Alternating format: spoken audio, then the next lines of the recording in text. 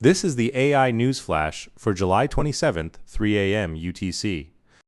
First up, Changshin Memory Technologies, China's largest DRAM maker, surged 472% on its trading debut on Shanghai STAR Market. The IPO was priced at 8.66 yuan per share, but the stock opened at 49.50 yuan, lifting the company's market capitalization to 3.31 trillion yuan, or $489 billion. That makes CXMT the most valuable company listed on mainland China, overtaking Industrial and Commercial Bank of China.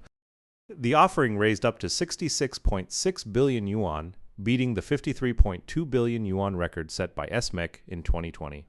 It is the largest listing in STAR Market history and the biggest IPO in Asia this year.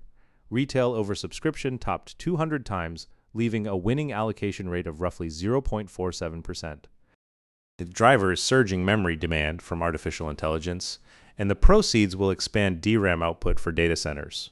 At the same time, the China Securities Regulatory Commission convened meetings with market participants, citing concern that CXMT would draw funds away from other Chinese technology stocks, and pledged to reinforce market stability.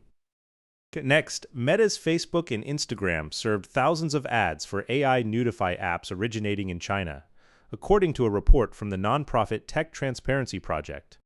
The report says Beijing-based GatherOne, one of Meta's few advertising partners in China, delivered roughly 7,600 such ads in recent months. The firm acts as an intermediary connecting Chinese companies that want to advertise with Meta's platforms. These apps transpose women's faces onto naked bodies and generate sexualized videos, which breaches Meta's own advertising policy. The report also singled out one app created in China that allowed sharing of material some users had flagged as child pornography. Meta sued the operator of a similar app, Crush AI, in June 2025 over more than 87,000 advertisements. And this latest finding raises fresh questions about how effective that enforcement has been.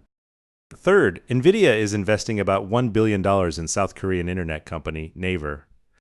Naver will issue new shares through a third-party allotment, with Nvidia as the sole subscriber, raising roughly 1.481 trillion won.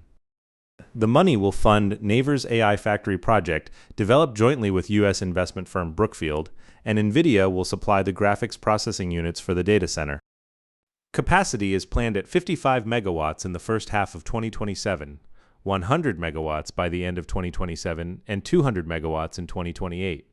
Including other backers, total investment in the project is expected to reach around $9 billion, marking the point where Korea's sovereign AI push shifts from handshakes to hard cash. And finally, Israel's Central Elections Committee has adopted new rules requiring campaign material created or substantially altered with artificial intelligence to carry a disclosure label. For printed materials and images, the label must be at least 5% of the height of the content. In videos, the disclosure must remain visible throughout the entire recording, and in audio content, it must be announced at both the beginning and the end. The rules do not ban the use of AI in political messaging. They are meant to increase transparency and curb disinformation. Israel is due to hold its Knesset election no later than October 27th, which will be the country's first national vote of the AI era. That's all for this AI News Flash.